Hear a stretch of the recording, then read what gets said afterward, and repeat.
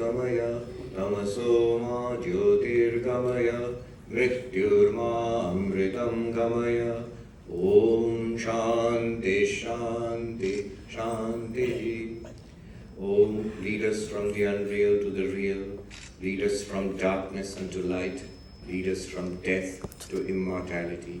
Om, peace, peace, peace.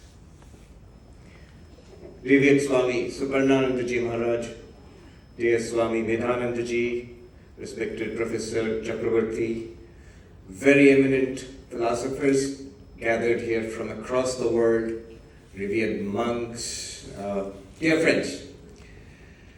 It's wonderful to be here. It's one of my favorite places, the Institute of Culture, especially the library here. Whenever I get an opportunity, I rush to the stacks there and spend most time browsing rather than reading. Now, I'm right now in New York, in the Vedanta Society of New York, the first Vedanta Society, in fact the first ashram started in the West, started by Swami Vivekananda in 1894. New York also boasts wonderful educational institutions. New York University is there, Columbia University is there. New York University has a wonderful department of philosophy, of Western analytic philosophy, especially philosophy of mind. And I realized this about 5 or 6 years ago when I just went to attend a seminar there, and I saw these philosophers. When they were introduced, I realized those who were sitting next to each other, I had actually seen their books up there in the stack next to each other. So there they were stacked next to each other on the podium there. Among them, one of the most well-known across the world, even outside philosophy circles, is David Chalmers. And he is known especially for one thing, that is the phrase, a hard problem of consciousness. A hard problem of consciousness. So this is a term you might keep hearing again and again throughout this seminar over the next few days. And this is where I would like to enter into the subject, why spirituality is re-emerging in philosophy at this juncture. Consciousness is central. Consciousness is central. Recently, Oxford University Press, a few years ago, they published 5 great unsolved questions in philosophy. Bit of an oxymoron, I think most questions in philosophy tend to remain unsolved. That's what is bread and butter for many of our other colleagues here. But what struck me was the very nature of these questions. What are the most important questions in philosophy according to Oxford University Press? Listen to the questions. Is there free will? 1. Second question was, can we know anything at all? A question about skepticism, knowledge. Third question was, who am I? What is the self? The fourth question in that list was, what is death? Death not in the physiological sense, but in the sense of the death of the self. And then there was one more question, can there be global justice? But what struck me was, out of these 5 questions, the first 4 questions were directly related to consciousness. Just think about it. Free will, knowledge, self, death. Even global justice in a sort of distant cousin of this subject of consciousness. So consciousness is so central to philosophy. It struck me rather late in the day that, in philosophy, so the professional philosophers here will have to bear with me. I can almost feel them rolling their eyes. But for the rest of us, in philosophy, the 3 broad areas of philosophy are, what is real? Is the world real? Is God real? Is Brahman real? Am I real? What is real? So that's one branch of philosophy. And we call it metaphysics. A fancy new name is ontology, which comes from being. What is real? The second question you ask in philosophy, the second big branch of philosophy, is how do you know anything? If you say God is real, if you say Brahman is real, the world is false, the question should be, how do you know? How do you know this? So the question of knowledge. And naturally it comes. Whenever we make any claim about the world, the self, about God, question of how do you know? So that's called epistemology. That's the second big branch of philosophy.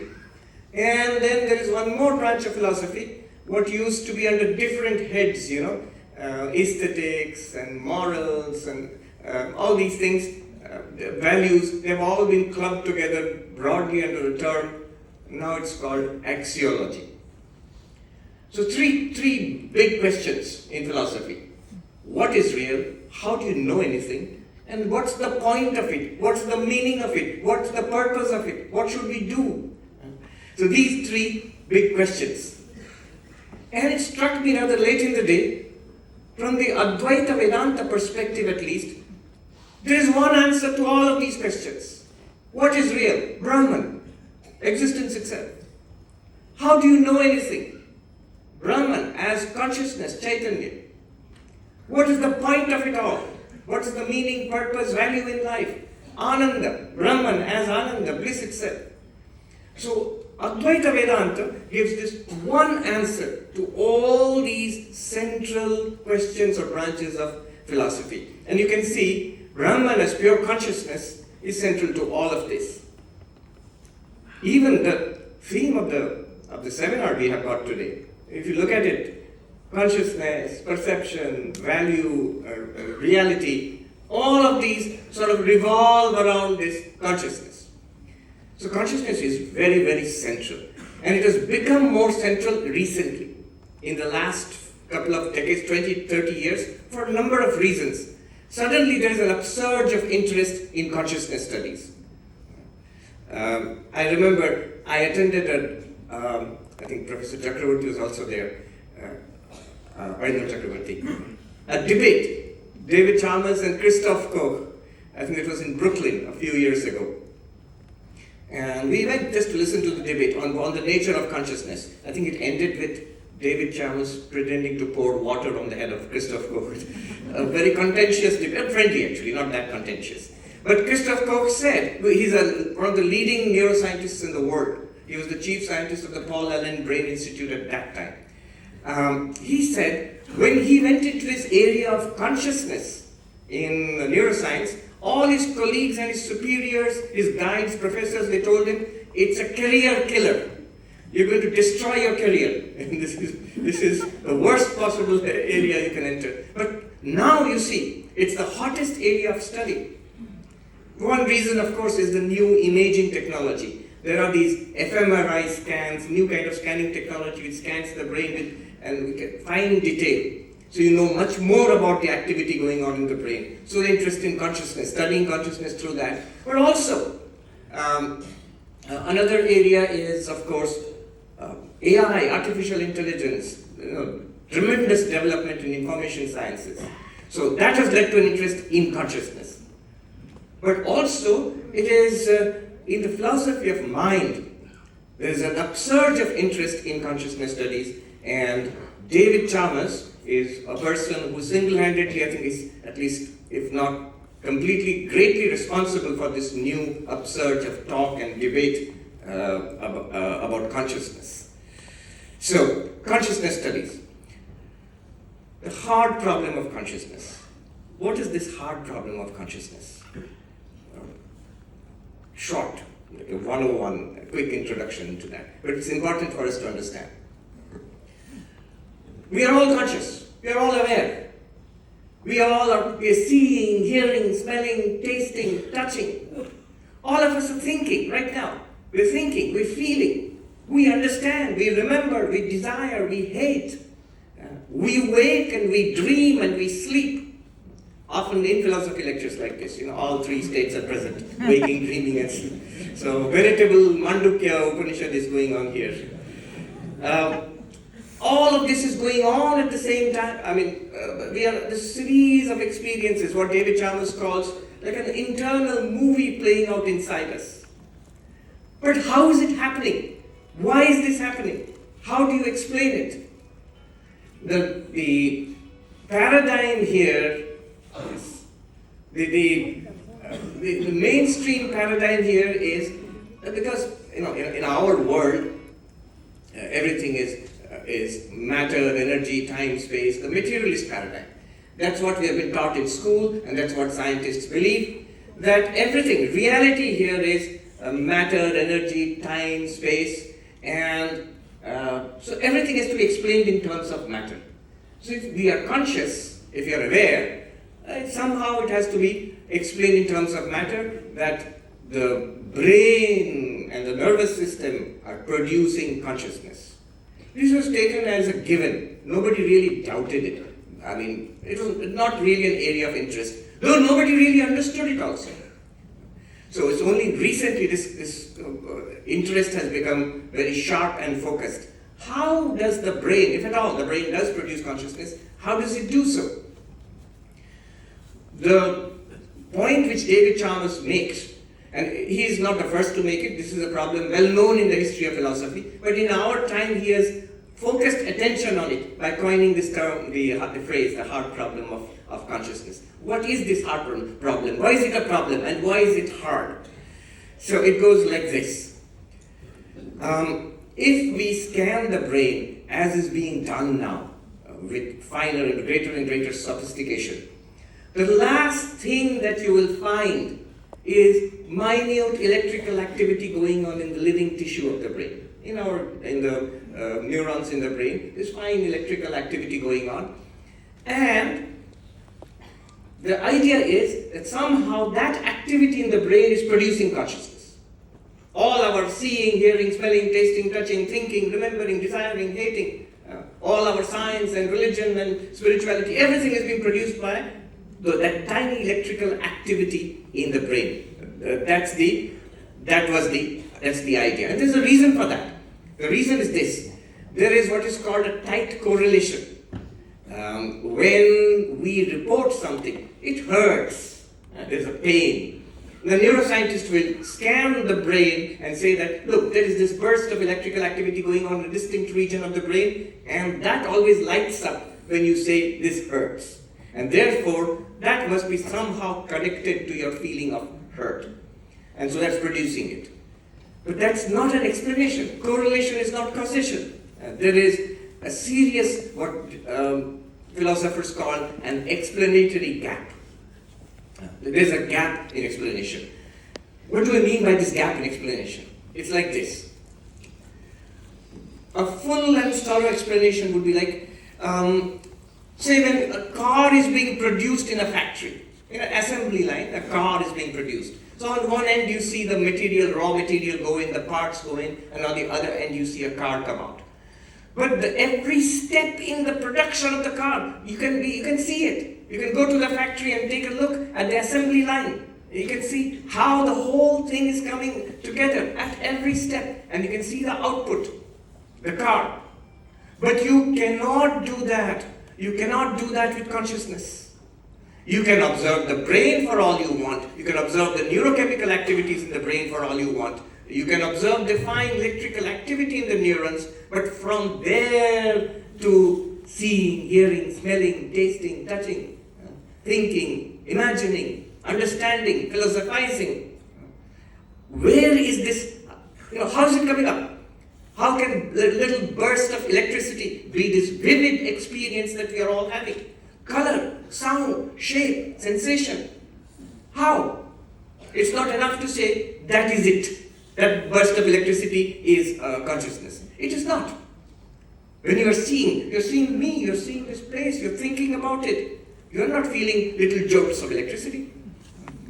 Even if you felt it, that feeling also would have to be explained. So this is the explanatory gap.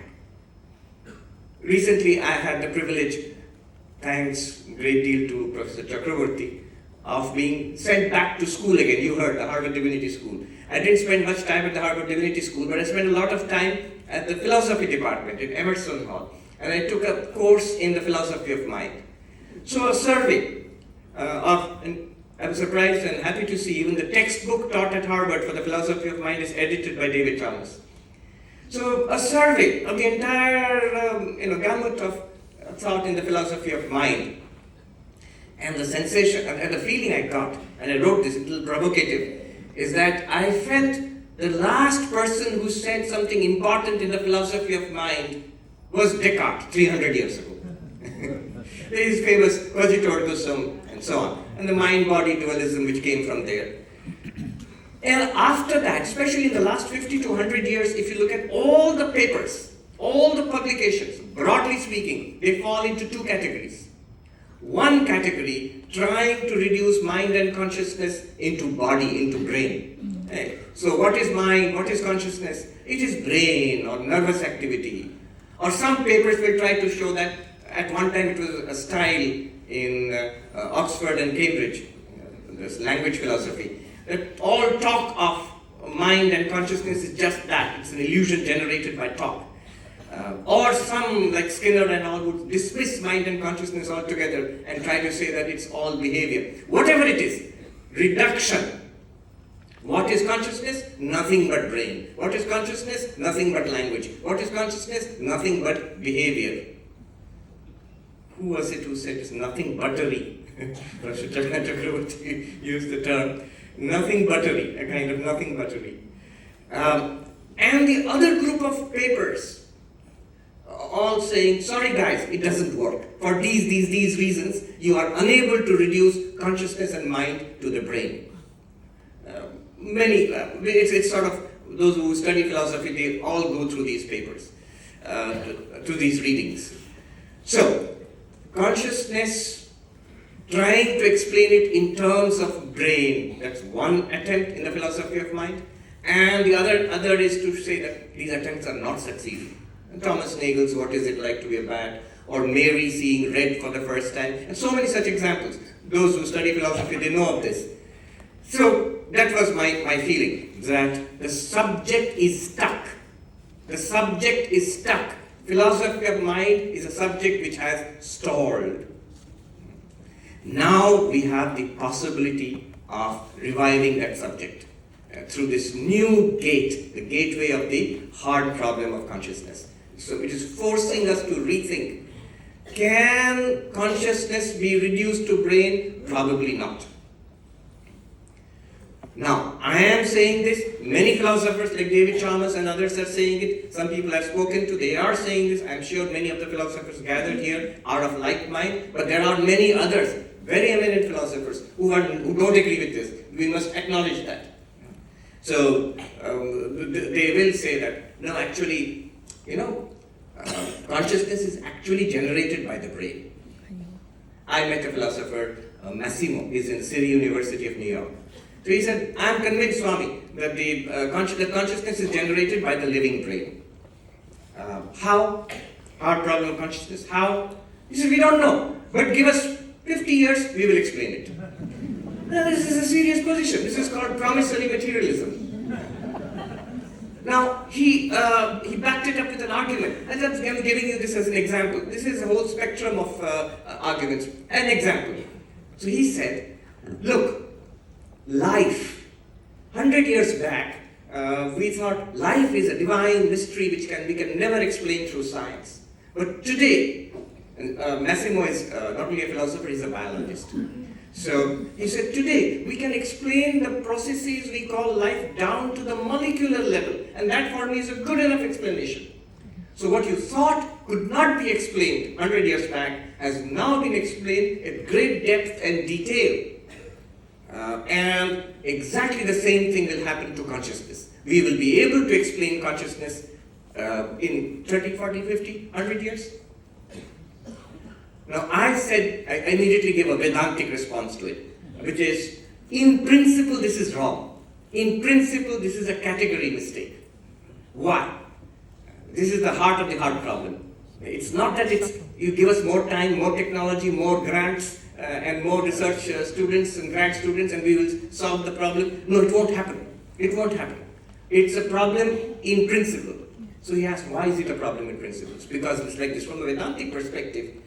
See, there's a very elegant way of defining consciousness.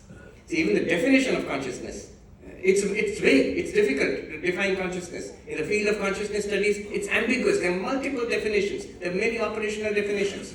A friend of mine, a monk, he told me once, this whole consciousness studies is an immature field. I said, why is it an immature field? Well, he said, you cannot define the object of your study. So it's not yet a mature field. But in Vedanta, you have a way of defining consciousness. One way is anidam chaitanyam. Consciousness is not this. Whatever you can classify as this in our experience, this, that's not consciousness, that's an object. This table, an object. This shirt, an object. This body, because you can classify it as this, it's an object. This thought, therefore it's an object, it's not consciousness. That to which this thought and this body and this shirt and this table are appearing, that is consciousness. So it's a very phenomenological way of pointing out what is consciousness to the subject. Now, I said to the gentleman, when you say life has been explained in terms of molecular processes, down to the molecular processes, Vedanta has no objection to that. You have explained a complex objective phenomena in terms of more fundamental objective phenomena. But the moment you say, I will explain consciousness in terms of objective brain activity, objective phenomena, you are making a category mistake. You are jumping from something that's not an object into the objective world. And so in principle, you can't do that. Of course, that already presupposes a Vedantic paradigm. Was he impressed? Not the least. I don't think it made any mark on in this argument. But what did make a mark is very interesting, that this was actually a bet. 25 years ago, these two gentlemen, David Chalmers and Christoph Koch, had a bet. And the bet was, Christoph Koch said, the way brain science is proceeding these days, within 25 years we will be able to explain consciousness in terms of brain activity. We will reduce consciousness, we will give a materialistic basis of consciousness. And David Chalmers says you cannot, because it's a mistake in principle to think that. 25 years ago. And everybody, especially the two people who made the bet, had forgotten about the bet. Just last 2 months ago, somebody reminded them, 25 years have passed. So who has won the bet? Have you been able to explain consciousness in terms of brain or not? And Christoph Koch, to his credit, was the first to admit, absolutely not. We have made no progress in explaining consciousness in terms of brain activity. We have learned a lot about the brain. Neuroscience has advanced a lot in the last 2.5 decades. But progress towards explaining how that brain activity produces subjective experience, not at all. Not at all. And I think the terms were he had to give a case of champagne or something to. So finally he handed over that case of champagne to David Chalmers, and he said, Christoph Koch said, give us 25 years more. He also said half humorously, that's all I think I won't live more than 25 years, so I'll extend it to next 25 years. So this is the problem. You cannot explain brain activity in terms of consciousness. Let me approach it from another angle before proceeding. AI, artificial intelligence. Now, there are these remarkable devices, these computer programs. All of you have heard of ChatGPT and all of that. So this artificial intelligence, it can do amazing things. I asked ChatGPT, write me a poem on Swami Vivekananda, and it did so. Not poet laureate material, but good enough, good enough. I mean, I don't think a schoolboy would come up with a better poem than that. But what it did next, no poet, the greatest poets on the world cannot do it. Next, I said, write another poem on Vivekananda. It immediately produced another poem. And if you keep on throughout the day asking ChatGPT to write new poems and newer poems on Vivekananda, it will keep on doing that all day long. No poet, no human poet in the world can match that. Creativity. In New York University, we were shown pictures drawn by human beings and AI and asked, can you identify which was done by human artist and one by AI? We could not. None of us could. Recently, I went to the Metropolitan Museum of Art in Manhattan, the MoMA. There, modern art, Metropolitan Museum of Modern Art. There, what they have done is, they have fed the entire content of the museum. It's the most well-endowed museum of modern art in the world. They have fed the content of the entire museum to an AI and asked it to make modern art. And so when you enter that museum, you'll have this huge display, a screen, on which this AI is continuously generating art. I don't know how good an art it is, but it's hypnotic. I mean, people are just gathered there staring at it. I stared at it. I was caught for a minute or two. Is it art? I don't know. Recently, a science fiction magazine stopped publishing. Why? Because they were receiving so many stories, science fiction stories, all written by AI. It's a case, this is a magazine which had been predicting this, science fiction, creative AI. And this has been like Frankenstein's monster, it came true. And first thing it destroyed was, the Asura who got the power of burning, Bhasmasura, to turn everything into ashes.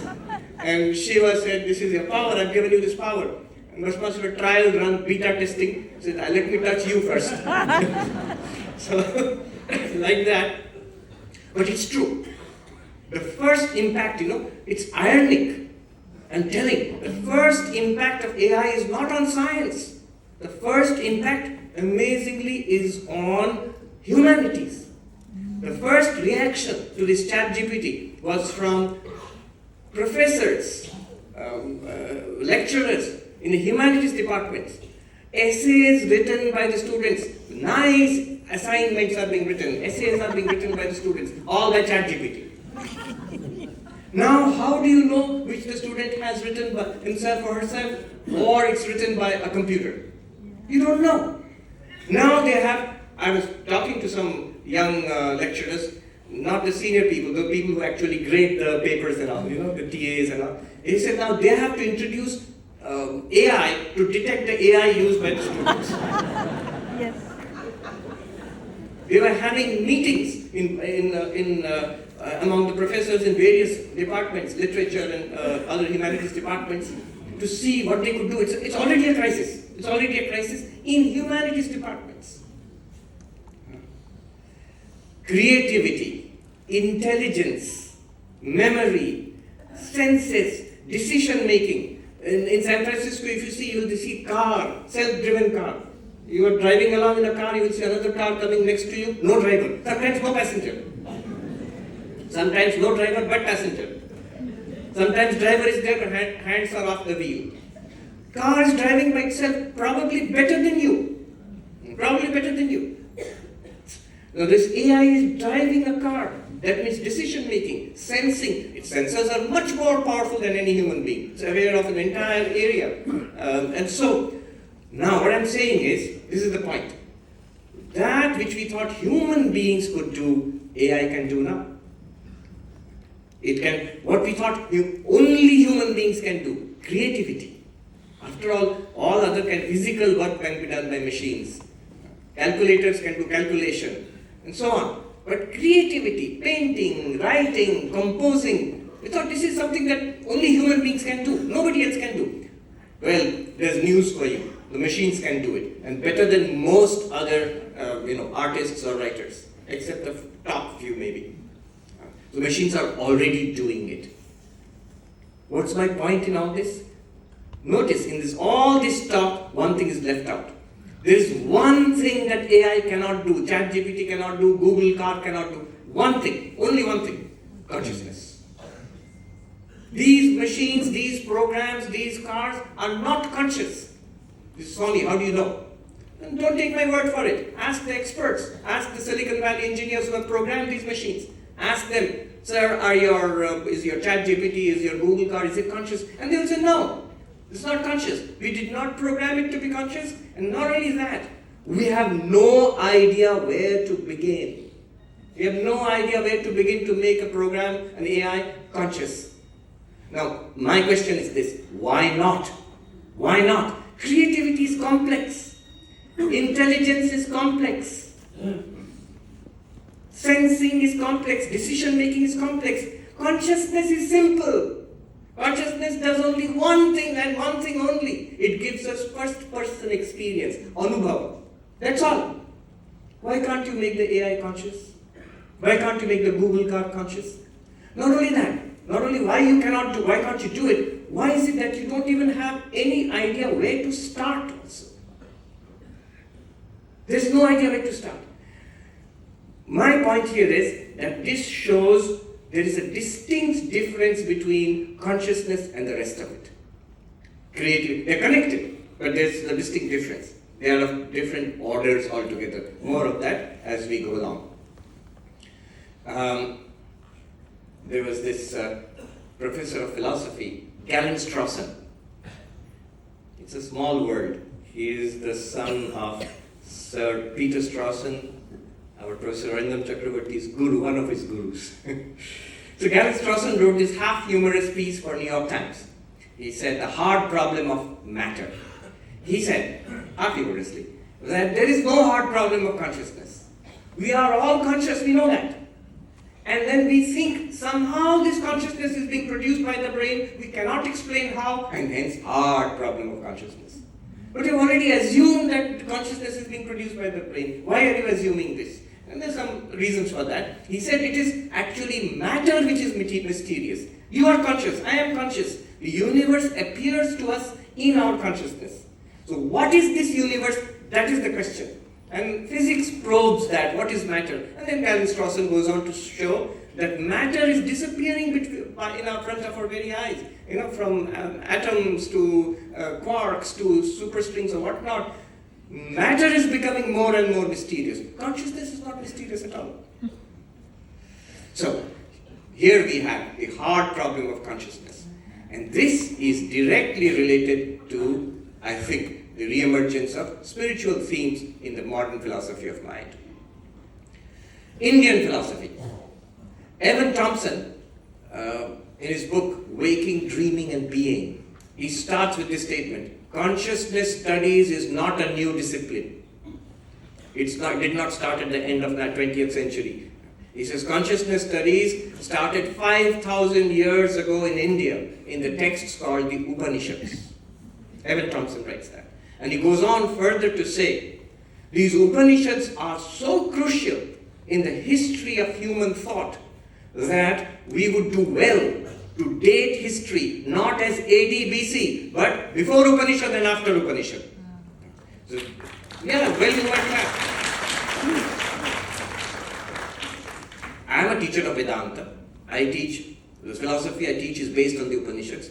I would hesitate, the word, there's no real translation into English, loggia, to make such, unconditional declarations. But it's coming from Shahid, so Evan Thompson. That's perfectly all right then. From the Upanishads, from Indian philosophy. Now, I haven't started my talk yet, but I promise to end in time. Now I'll go and get into my talk. So, from this hard problem of consciousness, we are left with this question, what is consciousness? In Indian philosophy, what is the view of consciousness? And particularly we'll narrow it down to the Advaita Vedanta perspective of consciousness and wrap it up. And why reality and reality plus, we'll wrap it up there.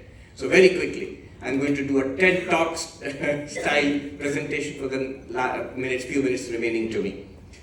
Okay. What is the Indian view of consciousness then? The answer would be, the question would be, okay, wise guy, you have got our attention. Now, what's the answer? There is no one answer from Indian philosophy. One would be suspicious if there was a very neat solution offered by Indian philosophy. There is a whole range of answers given by different Indian philosophers. Just as a very quick sampling, let me take up five broad approaches to consciousness in Indian philosophy. And by the way, this is just something I heard from a monk in Uttarakhand who said all of this, what I'm going to say now for the next 15 minutes, he said all of this in 2 sentences basically. So, 5 broad approaches to philosophy, to this problem of consciousness, hard problem of consciousness in Indian philosophy. What is the relationship between the object and consciousness? Brain is an object. So, what relationship is there? First approach is, the object generates consciousness. Object generates consciousness. Brain is generating consciousness. This is the Charvaka. the naturalist in Professor Chakravarti's talk. The Charvaka says, pan, this is also untranslatable. Chewing beetle rolls their tick, that's not quite right. Pan, when you chew a pan, there is no red color in any of the ingredients. In the bhalokore chibole jeepta lal hoye jaye, your tongue becomes red. And the Charvaka says, there is no consciousness in the object. However, when the objects interact in a certain way, let us say in this body, let us say, they don't talk about the brain, but let us say in this brain and nervous system, when the objects interact in a certain way, they produce something which was not there earlier, and that is consciousness. So that is one approach, the Charvaka approach. And there, the hard problem of consciousness hits hard, because you cannot explain something entirely subjective in terms of objective processes. This is what we were discussing till now, the hard problem of consciousness. The Charvaka view does not stand, and so the same thing comes down to today. Most of the scientists and philosophers opposed to this idea of consciousness as a fundamental reality, they would fall into this reductive Charvaka view. They try to say,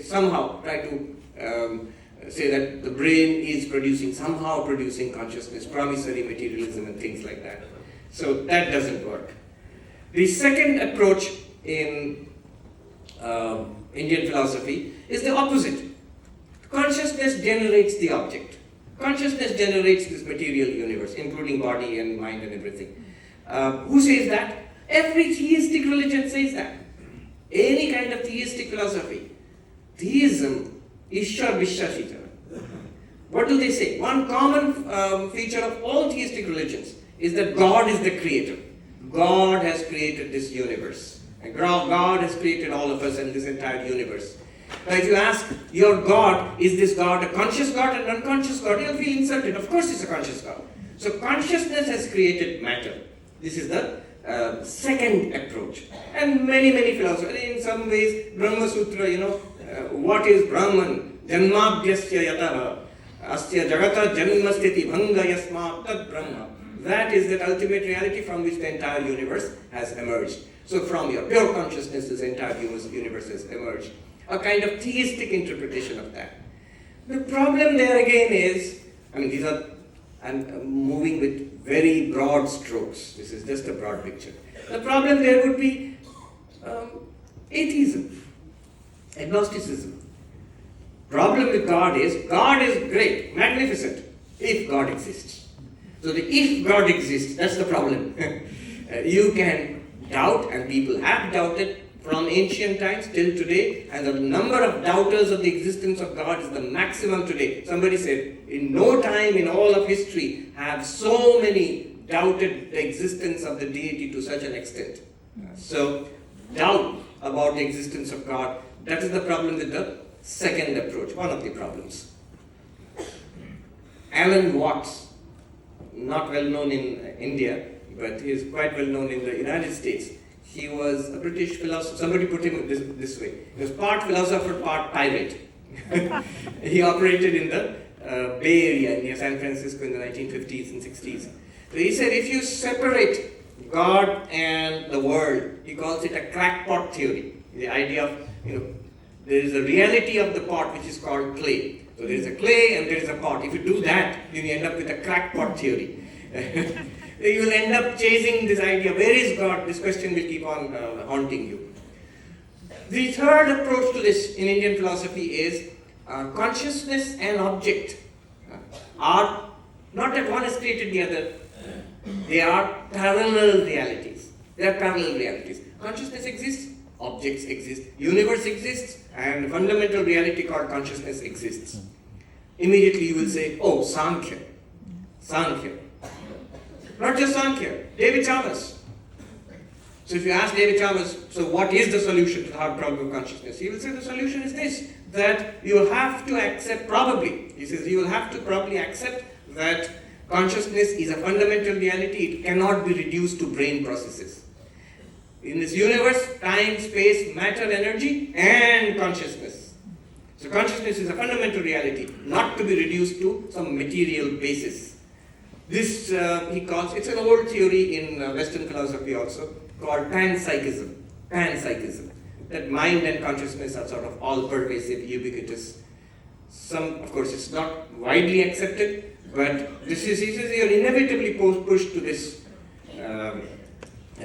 conclusion. In fact, there was an interview when they asked David Thomas about his belief in panpsychism.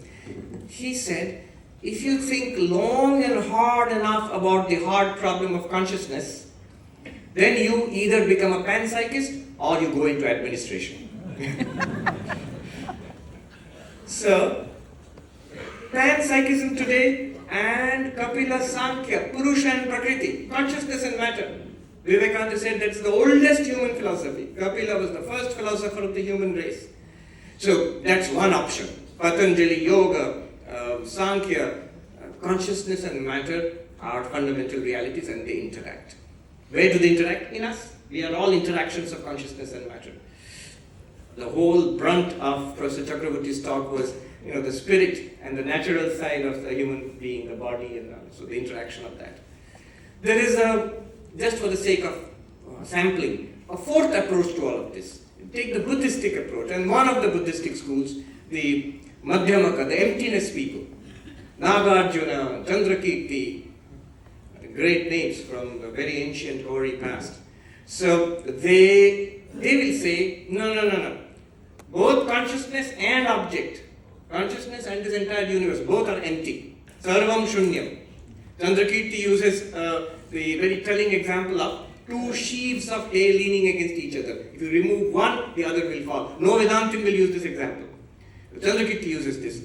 If you remove the object, where is consciousness? In deep sleep. Nothing is experienced. And where is the experiencing consciousness? It's not there. It says, Swami, you have been telling us so many years that you slept happily, you're the witness of the absence of all objects. But Chandrakirti, Nagarjuna, they would not be impressed by that argument. They would say this is back calculation. You have woken up and then you are saying there was some consciousness experiencing the absence. No object, no consciousness. Both rise and fall together. Finally, the Advaita point of view is that the object is an appearance in consciousness. The object appears to consciousness, in consciousness, and is nothing but consciousness. So consciousness itself is appearing as its own object. One sadhu monk put it so simply and beautifully. What is the nature of the eye? It is to see. Now when the eyes look up into space, it doesn't see space, it sees the sky. The child sees the sky as an inverted bowl. So you are seeing a surface where there is no surface. Because the nature of the eye is to see. And he says exactly like that, the nature of consciousness is to experience. But there's nothing else to experience. Consciousness alone is. So it experiences itself as its own object. So that's the Advaita Vedanta perspective. Now in the last few minutes remaining to me, I will sketch a pathway. I promise to finish in time. I'll sketch a pathway from our present scientific mainstream perspective to the Advaita Vedanta perspective. And this will be done in 5 steps, 5 negations. Each of these negations does a huge amount of philosophical heavy lifting. You can, not only us, but philosophers have fought over this for thousands of years, both in the East and the West. Each step is a dramatic step, a dramatic negation, and there are huge philosophical controversies. But I'll just outline this path. What is the path? Where are we going? From our present understanding, scientific materialism, materialistic reductive understanding, or lack of understanding, to the Advaitic perspective in 5 negations.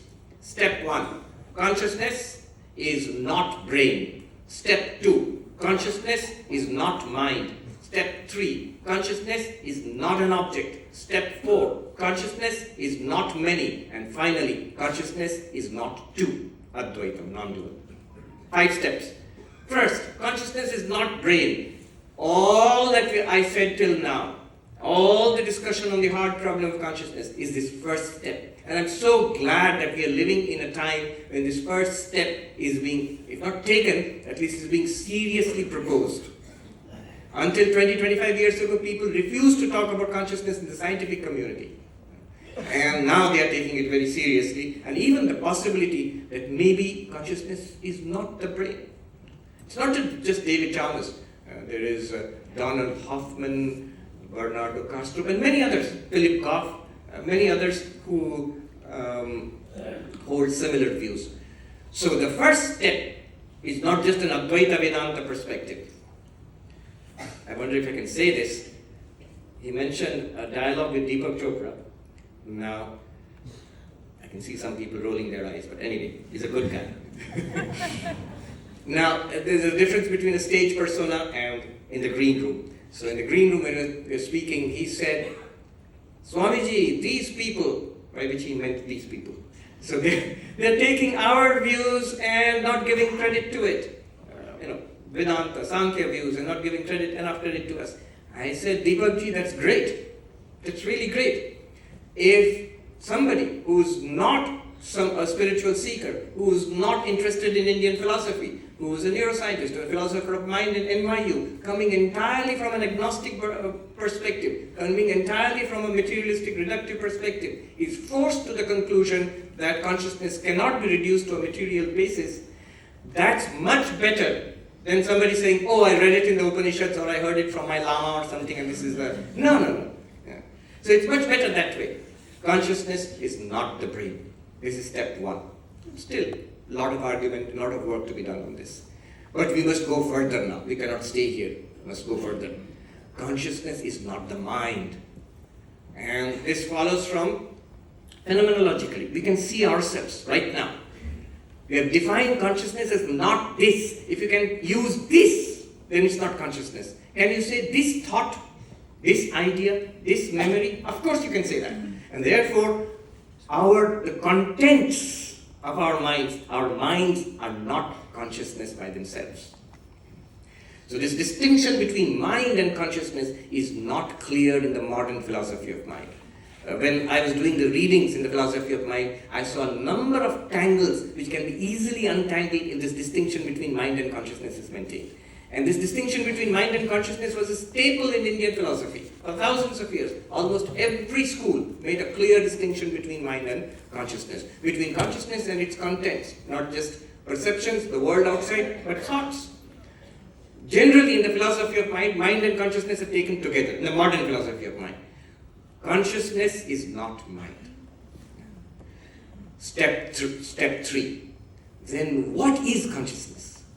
If it's not the world, if it's not the body, if it's not this, then what is consciousness?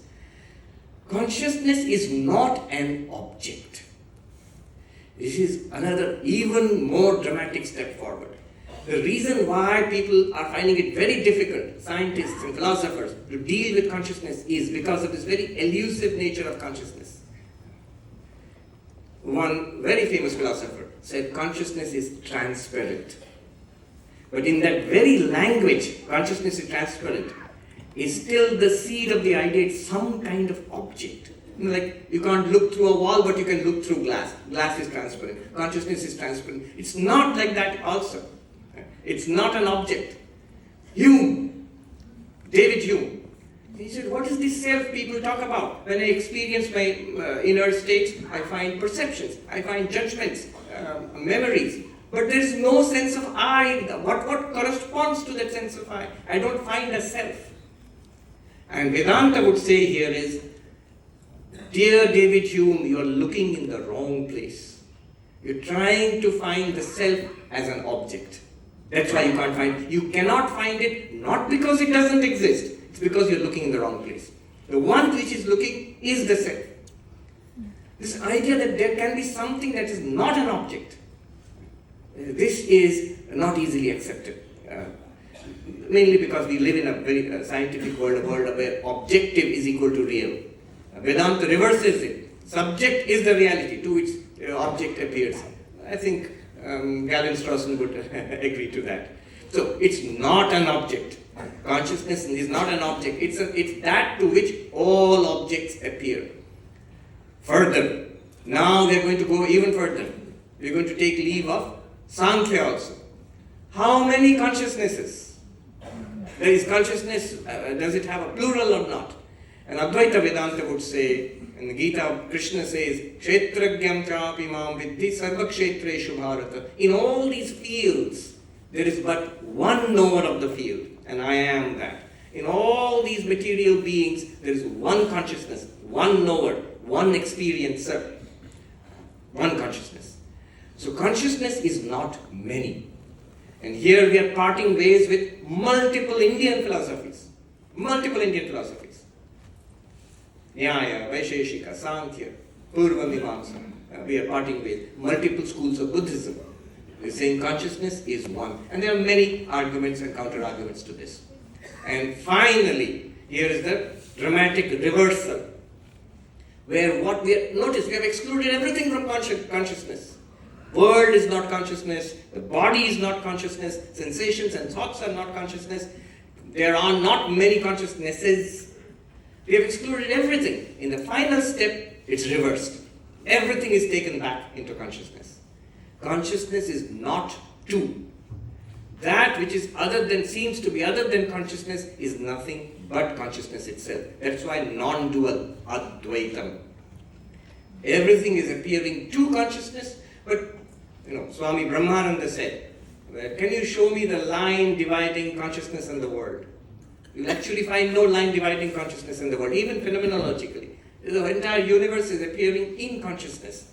That which is appearing in consciousness and cannot be expressed as other than consciousness, it must be somehow consciousness itself.